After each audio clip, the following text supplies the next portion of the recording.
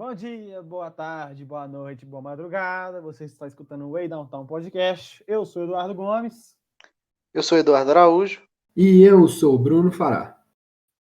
Então, continuaremos aí com a nossa série. Hoje falaremos aí um pouquinho mais sobre a Conferência Oeste, falando aí sobre a disputa da 8ª vaga, né? É a última vaga que está realmente a ser disputada nos playoffs, apesar do Dallas não estar matematicamente garantido, está basicamente garantido. Mas aí, animados para a gravação, amigos? Com certeza. Claro. Então, beleza. Antes de puxar aí sobre a Conferência Oeste, eu queria fazer só alguns pequenos correções e novidades que estão rolando na NBA. Primeiramente, eu queria falar do meu erro sobre o Enes Kanter no último episódio, que eu falei que era uma grande força defensiva. Definitivamente ele não é. Eu queria falar que era uma força ofensiva, não sei embaralhar as palavras, né? Mas é isso que eu queria falar de correções. Agora, de novidades, né? Primeiramente, uma que é realmente muito grande é a Oladipo, né? Que a gente confirmou semana passada que ele seria um desfalque para os Pacers e que ele realmente era esperado para ser. Mas, essa semana veio o Shams Charania, lá que eu não sei falar o nome dele, ele veio com um reporte novo que ele estaria muito animado em jogar e teria, tipo assim, mudado a opinião sobre a questão física dele e ele estaria disposto a jogar, né? Outro aspecto que vale a pena citar são os 2 casos de Covid-19 que foram encontrados dentro da bolha, mas, tipo assim, se eu for falar em contaminação geral, acho que não precisa de muita preocupação, tendo em vista que quando os jogadores chegam na bolha, eles ficam em quarentena por um certo período para aí depois poderem realmente se relacionar, treinar e tal. E esses 2 jogadores que foram pegos com Covid, eles não saíram da quarentena, né? Então, realmente, eles não têm chance de ter espalhado esse vírus na bolha, né? Pode ter espalhado antes. E outro... Pode falar, João.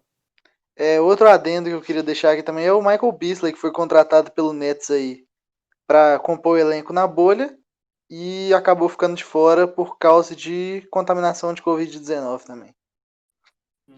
Aí, então, a gente imagina que o Kuroks venha como titular aí para a temporada. Mas então, faça a Conferência Oeste. E vale a pena também lembrar que, para quem estiver curioso para saber como está sendo a bolha da NBA, para saber como está funcionando, ambos, o Matisse Thybulle e o JaVale McGee, o Matisse, que é rookie do 76ers, e o JaVale, que é center do meu time do Leicão, estão fazendo um vlog. Então, no canal do YouTube deles, eles estão documentando como está sendo a vida da bolha. Exatamente, por observação. E agora, para quem estiver escutando o podcast pelo YouTube, nós vamos deixar o link deles no YouTube. Exatamente. Nós vamos deixar o link deles na descrição. Real foi boa isso aí. Mas agora vamos puxar sobre começar realmente o tópico, o Phoenix Suns, né? Que eu coloquei aqui, que tem uma situação semelhante à espera dos Wizards, semelhante ao dos Wizards, à espera de um milagre, não é mesmo? Eu concordo com a afirmação. Esse time do Suns, ele é basicamente Devin Booker e companhia. Mesmo tendo um DeAndre Ayton, que é um center muito bom, ainda está em fase de desenvolvimento por ser um rookie. Rookie não, né? Por ter sido draftado tem muito pouco tempo e por não ter jogado muito tempo da temporada devido à suspensão. Esse time do Suns aqui, na minha opinião, as trocas que esse time do Suns fez, principalmente na off-season e na época do draft, foram péssimas para o elenco. Eu acredito que o TJ Warren está fazendo muita falta e o Saric é um jogador muito inconstante, não é um cara muito especial, não é algo que agrega muito ao time, assim. E depender muito de só 2 jogadores e ter um resto de um time tanto quanto medíocre, eu não acho que seja bom para um time que quer brigar por playoffs, que quer mudar de cenário. Com certeza. Eu acho que vale a pena citar aí o único e principal desfalque disparado da equipe, que é o Kelly Oubre Jr., que é um jogador extremamente atlético, com um grande potencial defensivo. Um excelente potencial defensivo, tem uma linha de 3 sólido, mas teve um problema grave no joelho. Aí, acho que foi no final da temporada, ele já estava meio que parando por causa da lesão, mas aí ele teve que passar por cirurgia, já era, tá fora da temporada. O Suns pode estar chegando na final da NBA que ele não volta, né? É o que a gente estava comentando, né? O X-Factor desse time é com certeza o Booker e o Ayton começarem a fazer milagres, né? O Ayton que vem ter uma temporada sólida, mas que não, com uma amostra reduzida pelo fato de ter sido cortado por 25 jogos pela suspensão. E só um fator assim, cara. Foi um bagulho realmente bizarro, porque o jogo que ele foi pegado, que que foi pego na suspensão, foi o primeiro jogo da temporada, foi contra os Kings. Véio, o bicho tava voando. Ele tava um bagulho maluco. Maluco. Óbvio que o Bagley não é um grande defensor, mas ele tava destruindo no garrafão. Tava bizarro. Eu acho que realmente...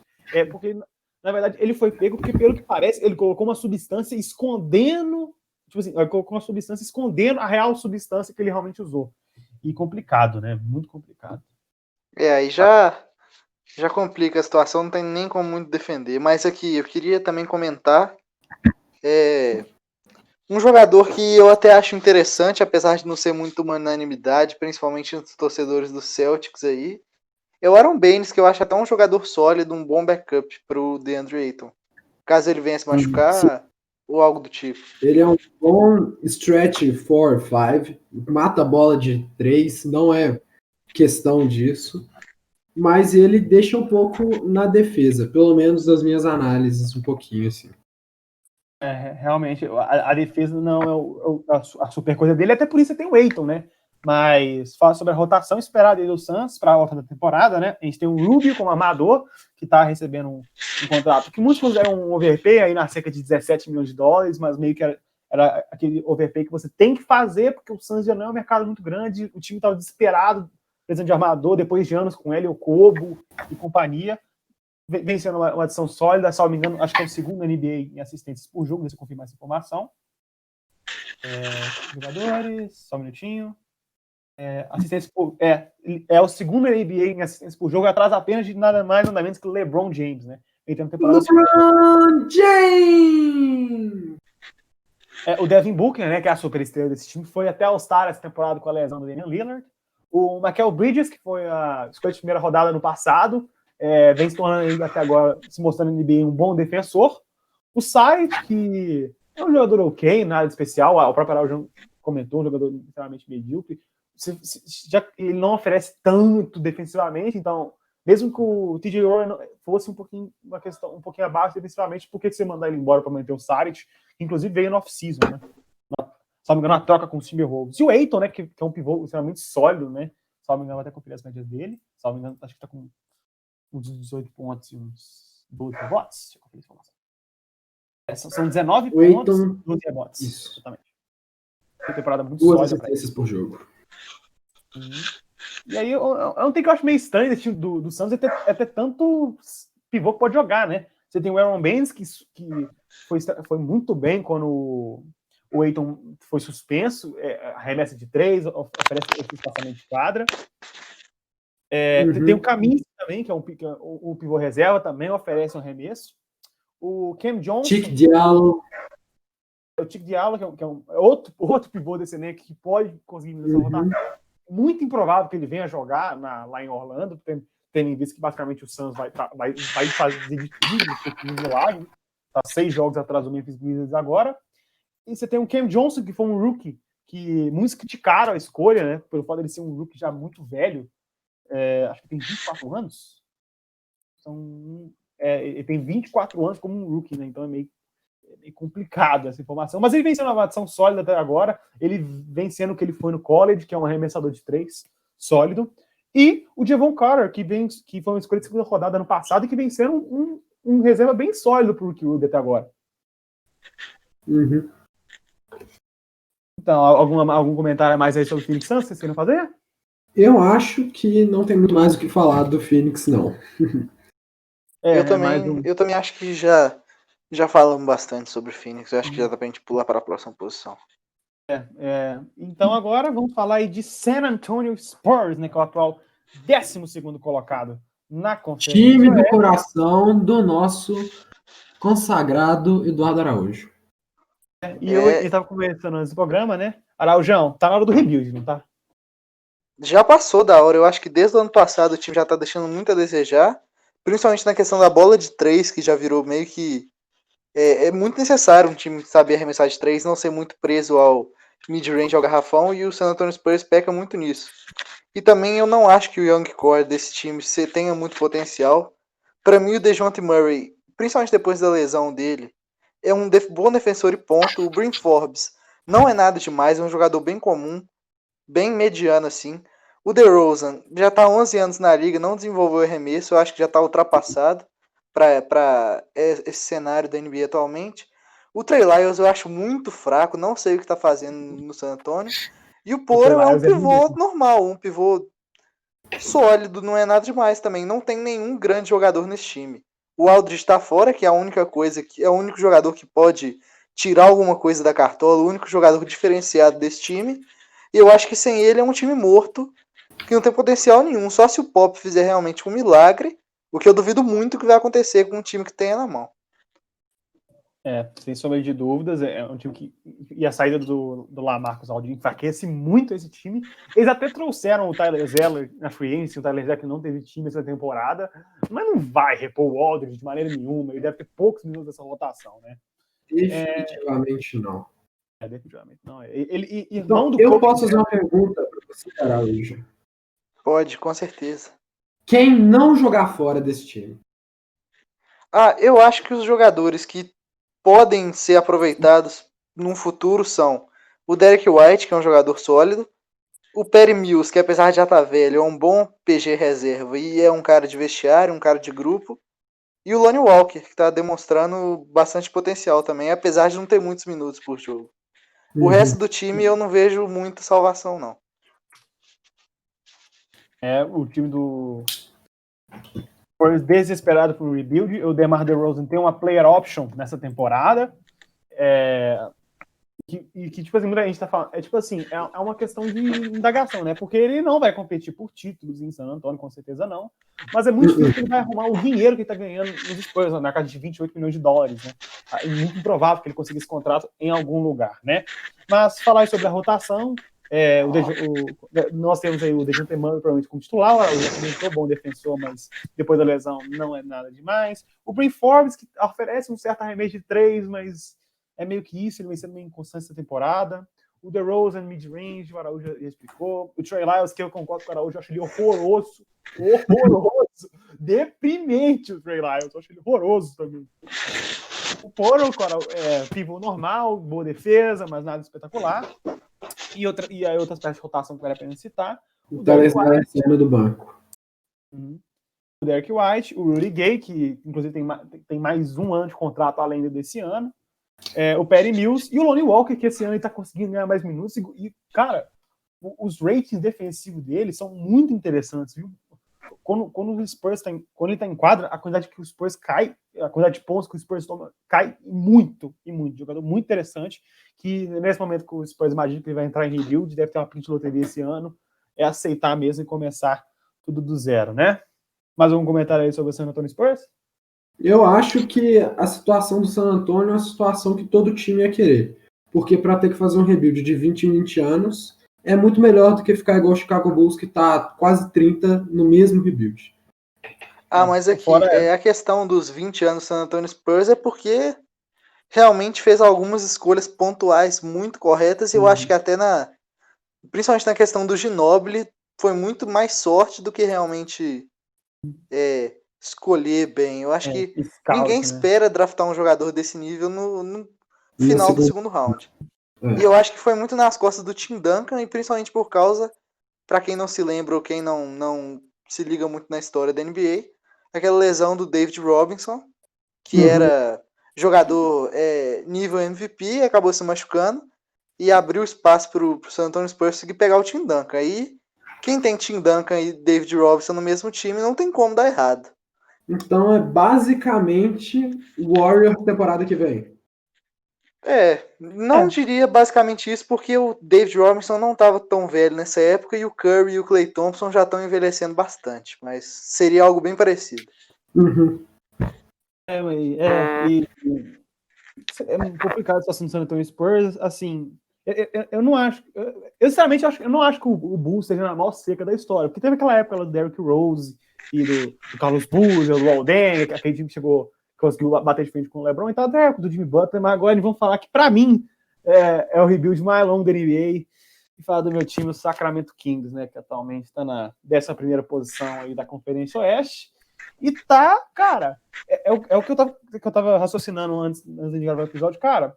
Para muitos desses times, é um ano para ir para os playoffs, porque você tem que pensar que ano que vem o Warriors vai tá alta pick no draft, vai voltar com o Curry já voltou, né?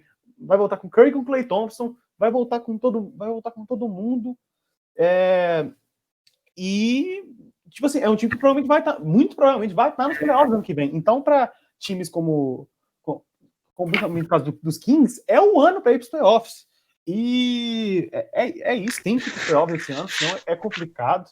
O Walton não, apesar dos resultados parecerem por estar bem nos playoffs, ele não faz um bom trabalho de jeito nenhum. Um técnico muito previsível, simplista. Ele não se adequa de acordo com o jogo. Para mim, junto com o Jim Boylan, que é o técnico do Chicago Bulls, para mim o pior técnico da NBA disparado junto com o Jim Boylan. E é isso, né? Vale a pena citar que o Fox fez uma pequena lesão nos primeiros treinamentos da bolha. Ele deve ficar fora aí pelo menos por 10 dias, mas é provável que ele volte para a volta da NBA. Mas para os amistosos que começam no dia 22, é difícil que ele esteja lá, né? Possíveis desfalques.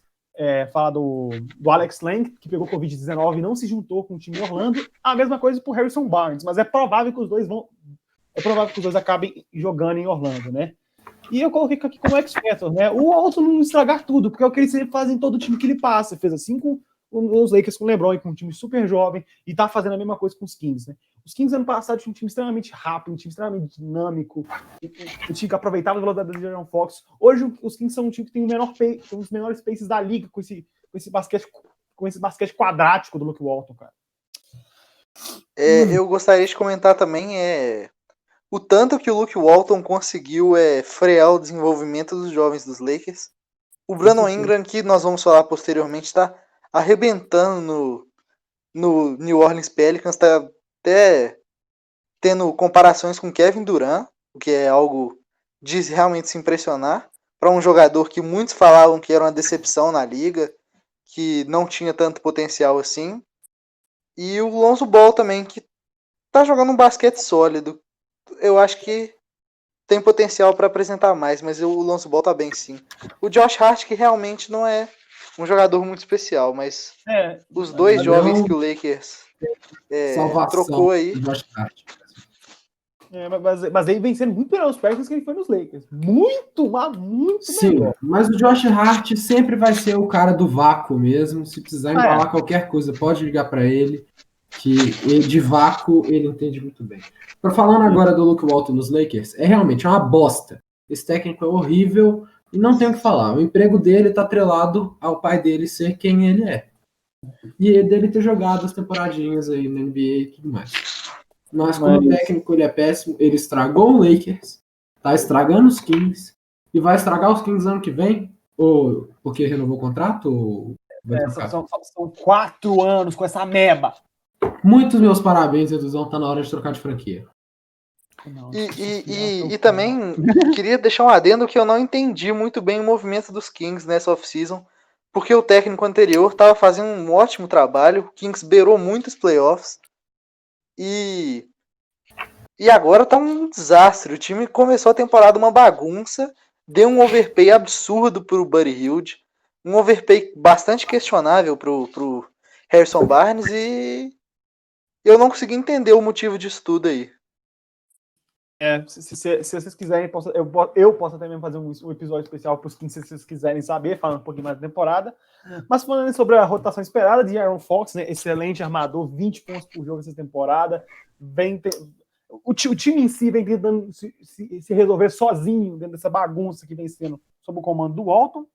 Aí o Bogdanovic, que eu acho que foi o único acerto do Walton na temporada inteira, o único acerto que ele fez foi colocar o Bogdanovic de titular, porque ao contrário do Buddy Hield, o Bog, ele é um bom ball handler, ele consegue ser uma opção secundária para o Fox para conduzir o ataque, e o Buddy Hield ele é mais só arremesso mesmo, então acho uma decisão inteligente, time mais equilibrado. O Harrison Barnes, que está no overpay, mas pelo menos ele vem produzindo, né, esse é um jogador sólido. Eu imagino que o Bagley sai do banco, imagino o Bjelica como titular, porque você colocar o Bagley e o Holmes, eu já vou explicar mais como é que é o Bagley. Você colocar o Bagley e o Holmes, são dois caras que não espaçam a quadra, vai dar bagunça, e o Bjelica é um stretch four, é um cara que arremessa de fora. E o Holmes, que foi para mim a grata surpresa desse time da temporada, um cara que foi pedindo um contrato para ser reserva, e vem sendo um pivô titular sólido, vem fazendo seu feijão com arroz, muita energia dentro de quadra, muito raçudo. E é isso, né? Ele até furou a quarentena para pegar um Taco Bell. Eu queria comer a comida, mas ele já tá em quarentena lá de novo, não pegou Covid, não, tá tudo certo. Não teve jeito, né? Contra o Taco Bell é complexo. É complexo. E outras peças interessantes da rotação, né? O grande ponto de interrogação desse time que foi o Marvin Bagley, né? Que teve uma temporada de rookie sólida, mas essa temporada quase não jogou. E é um jogador que ainda tem seus problemas, né? Ele é um cara que tem um garrafão, mas ele demora muito no post. Isso acaba fazendo muitas vezes o que ele não consiga, porque talvez ele está fazendo um bom defensor, e acaba fazendo uma jogada que os 15 acaba tendo que forçar um arremesso e não cai a bola, né? O Kent Bazemore foi uma excelente adição não na deadline, né, mas nas trocas, mandando a Ariza embora, que vinha tendo uma temporada sofrível pelos Kings. E o Bazemore que vem sendo um excelente wing player, assim como o Holmes, um jogador de muita energia, né? O Buddy Hield, que é o jogador que mais pontuou nos Kings na temporada, que é o six-man desse time, e vem tendo e é um bagulho muito interessante, né? Porque quando o Fox analisa a temporada, o Buddy Hield acabou, o Corey Joseph se tornou titular e o Buddy Hield acabou se tornando o primeiro ball handler. Isso afetou muito a estatística deles, ele realmente caiu muito de produção. Mas quando ele foi pro banco e se tornou o bom, não o spot que ele consegue se movimentar bastante, mas o arremessador que ele funcionou muito bem e a eficiência dele disparou. E para terminar, vou falar considerando que o Alex não vai jogar, que provavelmente que ele joga, mas não vai jogar, o Harry Giles, né, que foi um pivô de primeira rodada ano retrasado, e que ganhou pouco jogo na primeira temporada por lesão, mas vem se mostrando muito bem quando o Holmes se lesionou. Ele foi muito bem, mostrou eficiência, tem seus problemas defensivos, mas isso sempre vai acompanhar a carreira dele, vem sendo um pivô reserva sólido. Mas algum comentário sobre o Sacramento Kings depois do meu desabafo? Eu gostaria de comentar sobre o Marvin Bagley, que para mim é um jogador muito normal, muito meia boca até pode-se dizer. E um detalhe muito importante, ele foi draftado antes de Trae Young e Luka Doncic. O erro do Trae Young, eu até consigo entender, porque não fazia sentido trazer o Trae Young se já tem no Fox. Principalmente pelo fato do Fox ser um defensor bom e tal, e o Trae Young ser horroroso na defesa. Mas passar o Doncic foi foda. Eu acho que todos os jogadores que foram escolhidos na Draft Class de 2018 vão acabar entrando para a sombra do Luka Doncic. Menos o Trae Young, que está conseguindo se destacar por enquanto, mas a falta de defesa do Trae Young é um negócio que acaba pecando um pouco ele. Então todos eles vão acabar entrando no saco de que fui draftado antes do Lucas Doncic. O DeAndre Ayton e o DeAndre Ayton eu acredito que não vai ser tanto assim, porque eu acredito realmente no potencial dele. E esse time do Suns com o Ayton e o Booker, eu acredito que nos próximos anos, se conseguir adicionar um power forward melhor, eu acho que consegue até brigar por uma sexta, quinta colocação e dar trabalho nos playoffs, na minha opinião. Uhum. Eu concordo. Eu acho que se melhorar algumas posições do time do Phoenix Suns e colocar alguém que realmente encaixe com o Devin Booker e tendo um center bom como o DeAndre Ayton, dá pra sim disputar playoffs com esse time. Sem sombra de dúvida, cara. Se o Bagley pelo menos ficasse saudável, só isso que eu precisava, cara. Pelo menos, mas enfim, né? Vamos falar agora sobre o time que todo mundo tá hypando pra caramba, né? Mais conversa. Vamos falar um pouquinho sobre o time que tá todo mundo hypando, né? Que é o New Orleans Pelicans. E, primeiramente, antes de falar de qualquer coisa desse time, eles foram favorecidos no calendário? O que vocês acham? Eu tenho certeza absoluta que foram. Precisa de Zion nos playoffs para vender. Então, tenho certeza que foram mexidos os pauzinhos. Eu não acredito necessariamente que foram mexidos uns pauzinhos, mas que o calendário deles, em comparação com os outros concorrentes de playoffs, é muito, muito favorável, sem sombra de dúvida, né? Acho que, se não me engano, pega o Spurs 2 vezes, pega o Wizards, se não me engano, né? Com o calendário bem tranquilo. E eu acho que o maior questionamento em relação a isso é que, tipo assim, os Pelicans realmente tinham um calendário fácil para acabar a temporada, tipo assim, antes da pandemia. Tinha um calendário fácil. Mas os Blazers não tinham um calendário difícil, um calendário fácil. E eles têm uns calendários mais difíceis na volta do NBA. Isso que eu não entendo. Esse é o meu problema. O Pelicans tem um calendário fácil, tranquilo. Eu compreendo. Mas o Blazers tem um calendário difícil que eu já não entendo, né? Mas enfim, o time não tem desfalques e a rotação esperada, a gente começa aí com o Lonzo Ball, que é um jogador que divide muitas opiniões aí ao redor do globo, mas eu particularmente gosto dele. Qual é a opinião de vocês acerca dele? Olha, pra minha sincera opinião, o que estraga o Lonzo Ball é o pai dele, porque eu acho o pai dele um safado. Então eu não gosto. Não gosto dele, não gosto do LiAngelo e não gosto do Lamelo. Tem problema com a família Ball. Tá bem explicável, viu, Ceará, o João? O Lonzo Ball eu acho um bom jogador, sim. Eu acho ele um point guard sólido, passa muito bem a bola, mas o arremesso deixa muito a desejar para mim. Ele tá desenvolvendo aos poucos ainda, mas ainda passa longe do ideal, não é mesmo? Mas a rotação esperada, a gente imagina aí o Lonzo Ball começando aí na armação. O Drew Holiday, que é um jogador que eu gosto muito, né? Como SG, aquele jogador que dá aquele grind defensivo. Assim como o Lonzo também dá uma boa defesa, mas o Drew é aquele cara que você vai colocar no melhor jogador adversário e vai destruir ele, né? Com a defesa dele maravilhosa. O único ponto negativo para mim do Drew Holiday é o contrato, que é bem salgado, né? É basicamente o máximo. Vou até conferir essa informação aqui, peraí. Mas a potência defensiva que ele traz para a quadra é algo definitivamente muito impactante. De fato, ele é realmente um lockdown defender muito, muito bom mesmo.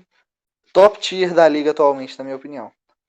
Uma coisa que me surpreendeu muito nesse time dos Pelicans é a habilidade do Zion de poder chutar. Naquele primeiro jogo do Pelicans que teve, os 3 primeiros quartos extremamente mortos, ninguém botando fé em nada, para no quarto o Zion meter 17 pontos.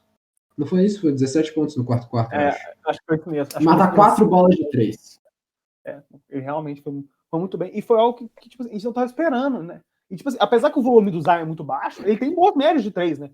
Assim, óbvio que o volume é bizarramente baixo. Só que engano, é uma bola de 3 por jogo. Deixa eu conferir essa informação.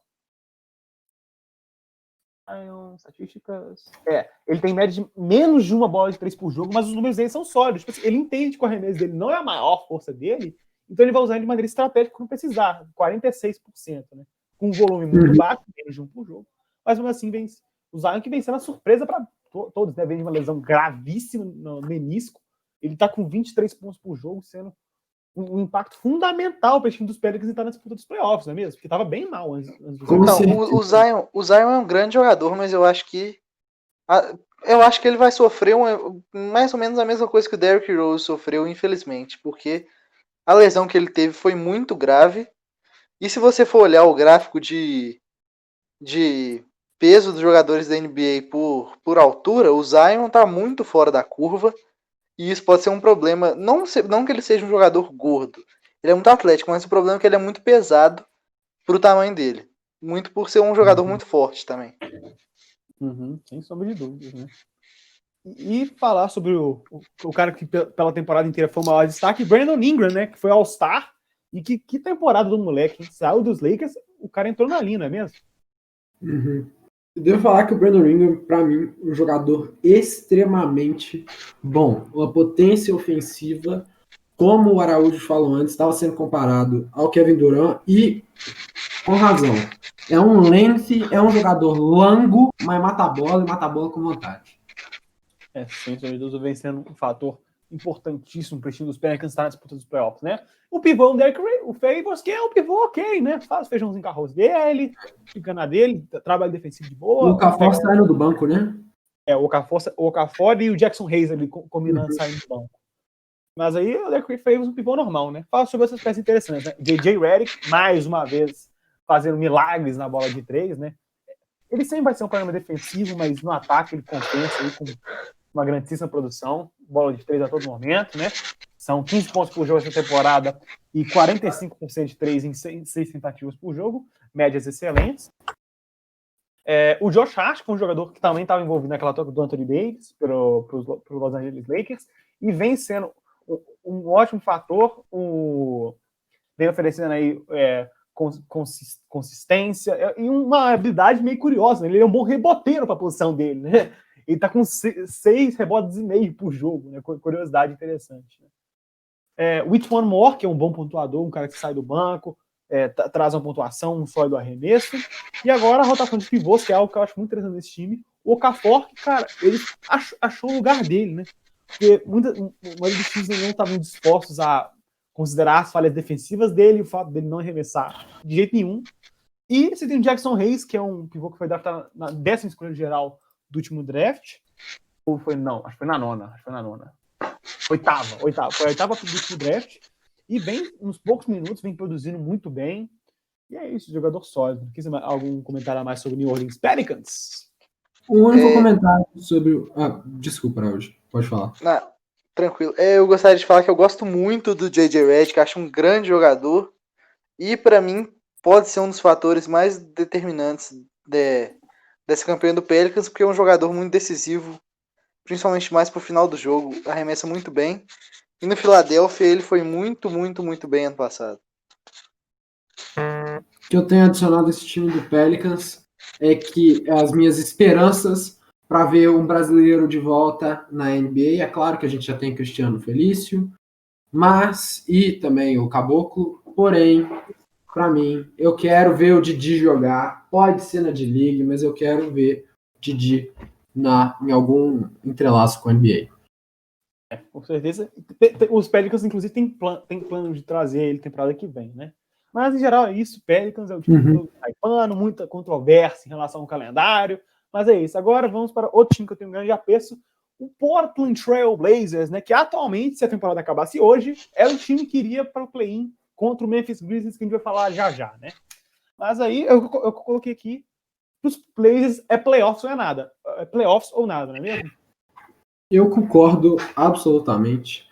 O Portland, que fez uma troca com os Kings para pegar o Trevor Ariza, não foi? E vencendo uma boa edição até agora. Sim. E tendo contratado o Carmelo Anthony no começo, mais pro meio da temporada, foi uma coisa que mudou o time. O Melo, que com certeza se floresceu dentro desse time do Portland, mostrando que ainda tem qualidade para jogar na liga e que é um time que está indo bem. Com certeza, assim, no seu próprio andar e está indo bem. Lutando contra lesões do Yusuf Nurkic e do Rodney Hood. O Zach Collins também está em lesão, não está? Mas ele volta. Tanto o Nurkic quanto o Zach Collins estão de volta. Sim. Então teve os seus baixos durante a temporada, o que justifica a queda de rendimento da temporada passada. Sem sombra de dúvida. Ainda mais que o McCollum teve um período lesionado, e aí foi um período que o Damian Lillard estava um bagulho absurdo. Ele tava tipo 55 pontos de média uma semana. Tava um bagulho bizarro, né? Acho que vale a pena a gente citar a contratação do Jalen Adams, que foi MVP da última temporada da D-League, com média de 20 pontos por jogo. Foi um jogador interessante da D-League. Imagino que ele consiga alguns minutos aí, principalmente com a saída do Ariza, né? Que optou por não jogar por uma questão familiar. E o Rodney Hood, que sofreu com uma lesão de Aquiles no finalzinho do ano passado, no início da temporada. E mesmo que o Blazers chegue na final, é outro caso também, não vai entrar em quadra, né? São dois desfalques muito pesados. Eu gostaria de comentar também, principalmente sobre o Nasir Little, que me agrada muito. Ótima temporada de rookie dele até agora, pra mim. Bem, tendo uma minutagem muito reduzida, mas o que eu vi dele em quadra, eu gostei muito. Muita energia, tá disposto a mostrar serviço depois de sofrer com lesões no college, não é mesmo? Mas falar sobre a rotação esperada do Portland Trail Blazers para o resto da temporada, obviamente, Damian Lillard, armador, só não foi All-Star essa temporada porque ele sofreu com uma lesão na época do All-Star Game, mas tecnicamente ele foi um All-Star, né? Muito merecido. Sem sombra de dúvida. Essa temporada ele tá colocando esse time nas costas. O McCollum, que vem sempre sendo o Robin, né, do Lillard, mas que Robin, né, sempre com 20 pontos por jogo, sólido, sempre consegue, sempre arruma a casinha ali, sempre que o Lillard tem um problema de lesão. E é isso, né? Agora, nas posições 3 e 4, eu tenho minhas dúvidas sobre o que vai acontecer, né? Eles podem tanto colocar o Carmelo na 3 e o Zach Collins na 4, ou eles podem colocar o Gary Trent Jr. na 3 e o Carmelo na 4, né? O Carmelo, ele voltou inicialmente mais magro na volta da temporada, né? Então eu acho que ele pode ser uma mobilidade ali para jogar na 3. Mas o Zach Collins, ele não joga basquete, tem basicamente uns 10 meses, não 10 meses, mas tem basicamente uns 8 meses que ele não joga basquete. Então, talvez não seja uma ideia tão interessante colocar ele geralmente titular. Talvez valha a pena tentar o Gary Trent Jr., que é um bom arremessador, uma defesa ok, mas o que marca ele é o arremesso, e colocar o Carmelo na 4, né? E em pivô a gente tem uma grande dúvida, né? O Yusuf Nurkic, que vem de lesão, ou o Whiteside, que tá sempre colocando aqueles statlines maravilhosos, mas em quadra, a gente sabe como é que é, né, gente? É um preguiçoso. dando rebote para jogador da metade da altura dele, aquele sono dentro do garrafão.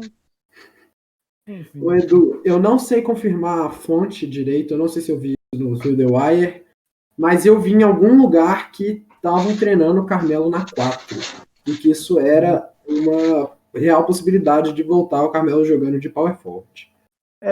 Era o que ele estava jogando na parada, né? O time estava rodando aí com Lillard, McCollum, Ariz e o Melo na 4 e o Whiteside na 5. Mas eu tô curioso, cara, porque o Gary Trent Jr. é um pouquinho baixo para jogar na 3. Eu tô curioso. Não é possível que o Stoff vai colocar o Ezone. Se ele colocar o Ezone, eu desisto. Eu paro. Eu paro. Eu não tô brincando, eu paro. Sério mesmo. Mas, Aqui, acerca do Whiteside, tipo assim, eu realmente acredito que o Yusuf Nurkic seja um ótimo pivô e que o Whiteside não chega nem nos pés dele. Principalmente que o Whiteside é preguiçoso e vejo que falta vontade. Acho que ele já tá na zona de conforto dele na NBA há muito tempo, desde a época do Miami. Mas o Yusuf Nurkic está sem nenhum ritmo de jogo e eu acredito que ele deve voltar sentindo um pouco a lesão ainda, que foi uma lesão muito feia para quem assistiu sabe como é que foi. Foi até chocante ver, foi quase um gore ao vivo na TV. E também me surpreendi muito com o Carmelo essa temporada, que jogou demais essa temporada, jogou muito bem. Chegou a ter mais de 20 pontos por jogo numa época, se não me engano. E tem sido uma grata surpresa para o Portland. O Carmelo, que muitos times já consideravam como um jogador acabado e que nunca mais ia voltar a jogar na liga. Foi coisa que eu critiquei no meio da temporada, né? Porque o que o Portland mais sabia daquele tempo era um wing player que defendia, e o Carmelo não é isso. Assim, me surpreendeu. O fato do Zé Collins ter saído e o Carmelo ter entrado na 4, obviamente o time defensivamente deu uma caída, mas ele vem sendo tranquilo, vem sendo um jogador sólido aí, jogando na 4, sendo que na maioria da carreira dele, ele jogou como um small forward, né? E por último, a gente já comentou do Jalen Adams, do Nascer Liro Araújo comentou.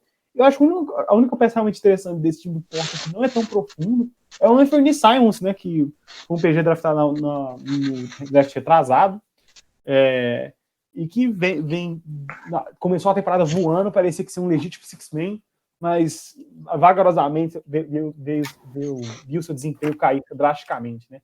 Mais algum comentário sobre o Portland Trail Blazers? Eu tenho uma pergunta para te fazer, Edu, que é se você vê alguma troca ocorrendo ou no McCollum. O Lillard provavelmente não deve sair, né?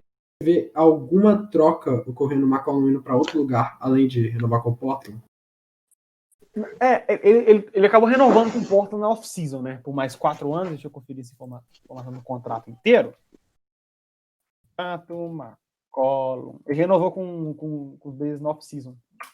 E até por isso, cara, eu acho muito difícil que algum time tenha coragem de assumir o contrato do McCollum, porque é pesado, tá? São 25 milhões. São 25 milhões essa temporada, que passa para 27 na temporada que vem, que depois passa para 29. E aí depois entra uma extensão que começa em 2021, de 30, vai para 33 em 22, que vai para 35 em 23 e 24.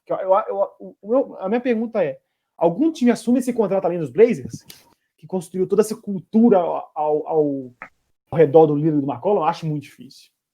Eu acho muito difícil também. Mas algum mercado desesperado, como por exemplo um Charlotte, pode ser que venha assumir, porque não tem mais nenhum jogador de alta qualidade, né? Posso trocar o Kemba no Terry Rozier. Tem o Devonte Graham e o Miles Bridges? E o Miles Bridges, eu tinha esquecido o nome dele. O Devonte Graham e o Miles Bridges são ótimos jogadores, na minha visão.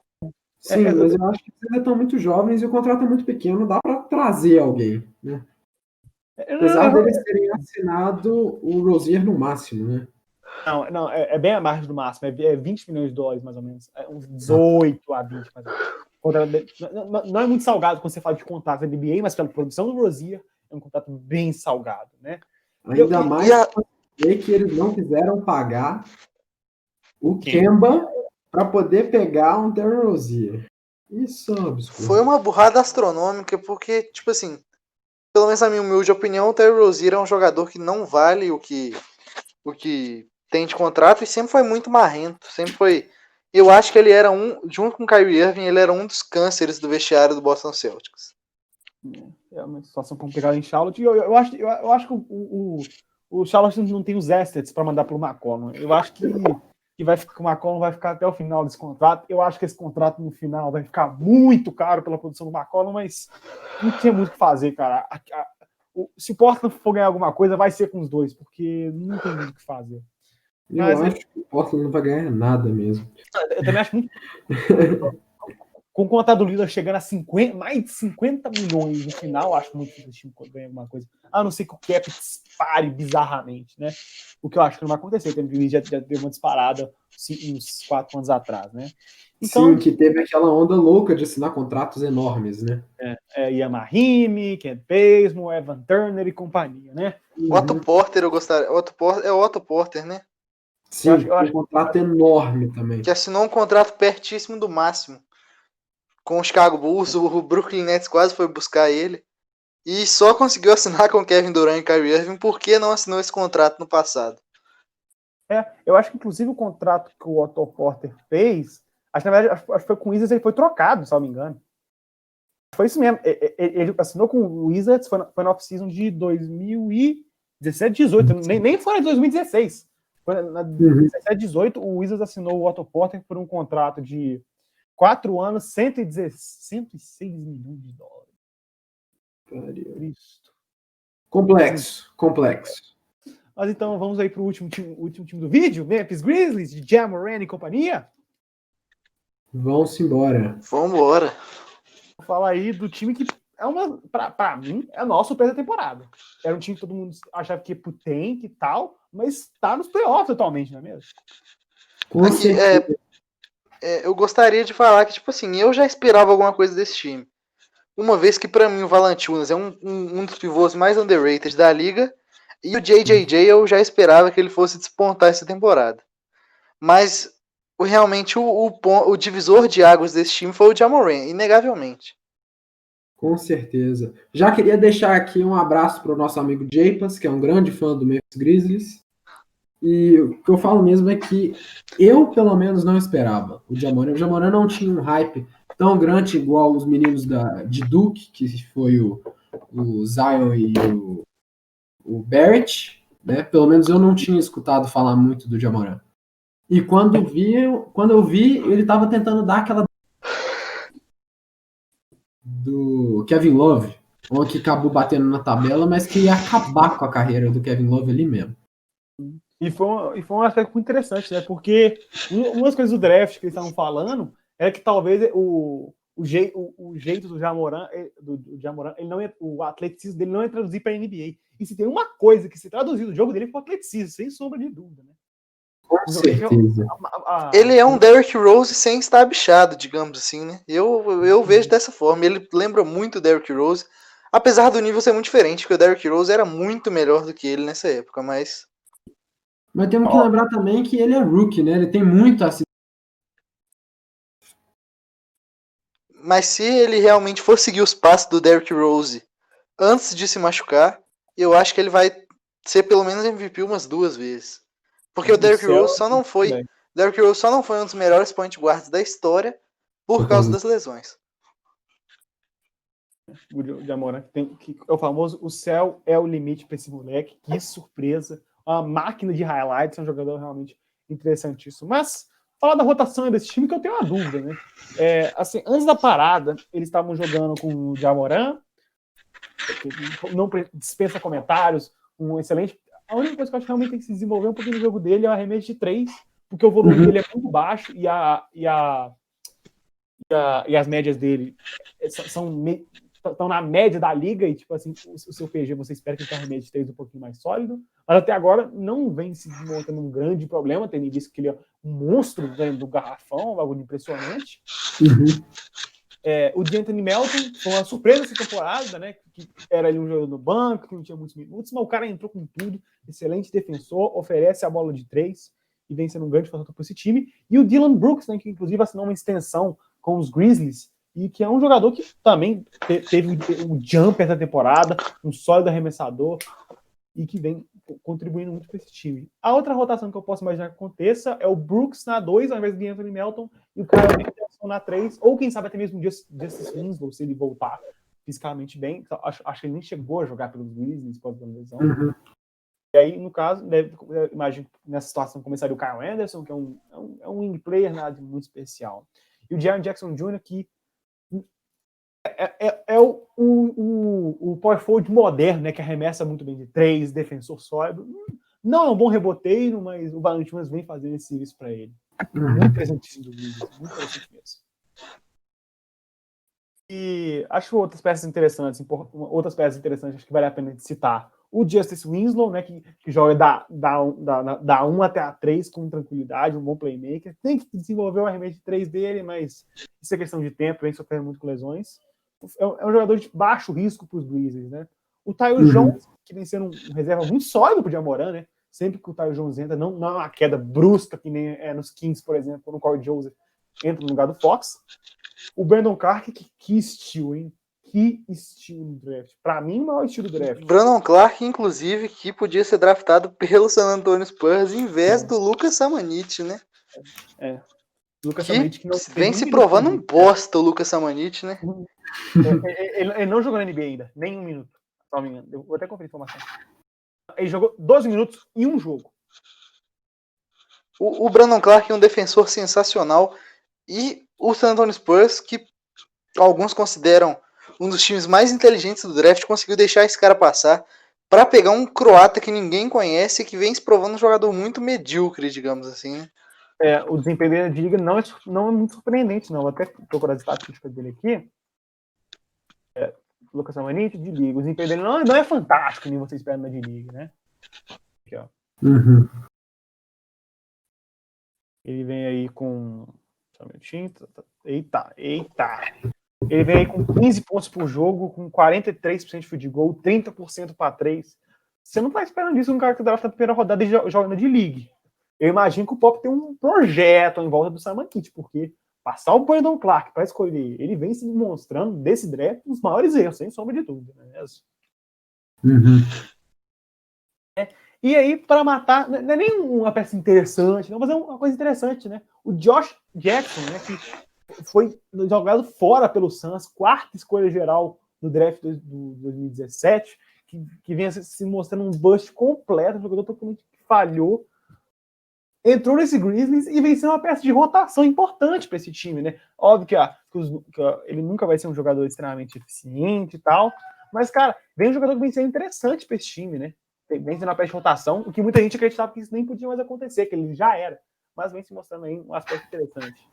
Algum comentário a mais sobre o Memphis Grizzlies? Olha, não, eu não tenho mais nada a adicionar, não.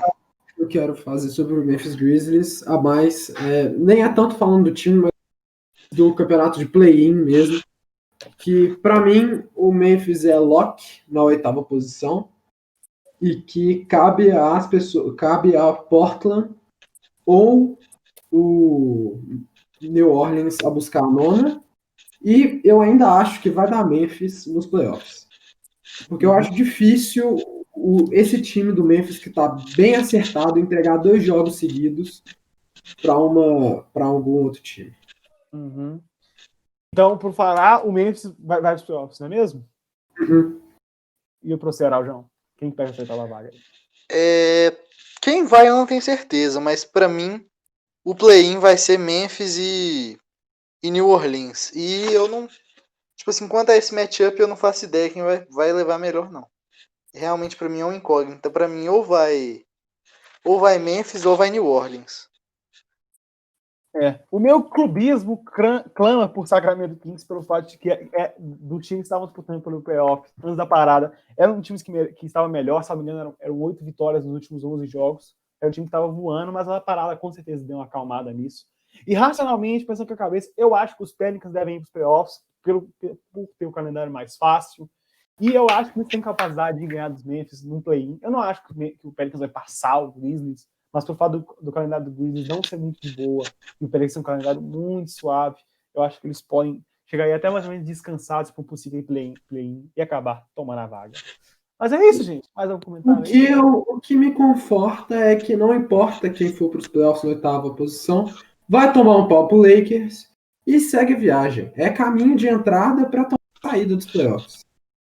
É muito difícil que qualquer um dos oitavos colocados consiga passar. Então, dar uma competição realmente séria para os Lakers aí. Até mesmo o Portland, eu acho muito difícil. Eu acho muito difícil mesmo, qualquer time. Eu, se fosse a NBA, não teria colocado tão fácil assim para os Pelicans, porque aí todo mundo ia esquecer o pau que eles vão tomar pro Lakers. Para mim, Lakers em 4, qualquer um deles que seja. Se for o Grizzlies é mais fácil, os Pelicans devem dar um pouco mais de trabalho, mas com certeza não deve ter nenhum questionamento sobre o Lakers passar da primeira fase dos playoffs. Mas então, amigos, eu acho que é isso, né? Comentamos aí sobre os possíveis candidatos aí para a 8ª posição nessa volta aí na bolha. Demos nossas opiniões e no próximo episódio vamos falar aí um pouco mais sobre a nata dos playoffs aí, do Dallas Mavericks até o Los Angeles Lakers, que é o primeiro, que são respectivamente o 7º e o primeiro colocado na Conferência Oeste. Então é isso, amigos. Muito obrigado. Tenham um bom resto de noite, tarde, dia, madrugada e valeu!